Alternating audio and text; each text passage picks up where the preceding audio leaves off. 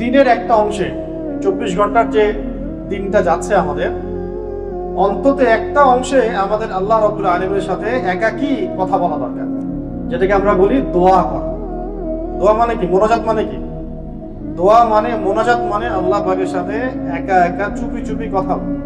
দোয়া মোনাজাত মানে আল্লাহ পাকের সাথে কথা বলা। ধরেন আপনার মা অসুস্থ হয়েছে, এখন আপনি 2 রাকাত নামাজ পড়ে একা একা দোয়া করছেন, তখন আল্লাহ পাকের সাথে আপনার কানেকশনটা কেমন থাকে? চোখে পানি আসে না? ভিতরে অনুভূতি কাজ করে যে আমি কাউকে কিছু বলছি। ওই অনুভূতিটা কিন্তু অনেক সময় নামাজের মধ্যে আমাদের আসে না, তিলাওয়াত শুনে আসে না। কারণ যা বলছি অর্থ বুঝতে পারছি না, যা করছি তার অর্থ আমি বুঝতে পারছি। কিন্তু মায়ের জন্য দোয়া করছেন, বাংলা দিয়ে দোয়া করছেন হাত তুলে, তখন আপনার মতো ওই ফিলিংসটা কাজ করছে যে আমি কি বলছি, যেহেতু আপনি অর্থটা বুঝতে পারছেন, এই জন্য আপনার অনুভূতিটা তীব্র হচ্ছে, চোখ দিয়ে পানি ঝরছে।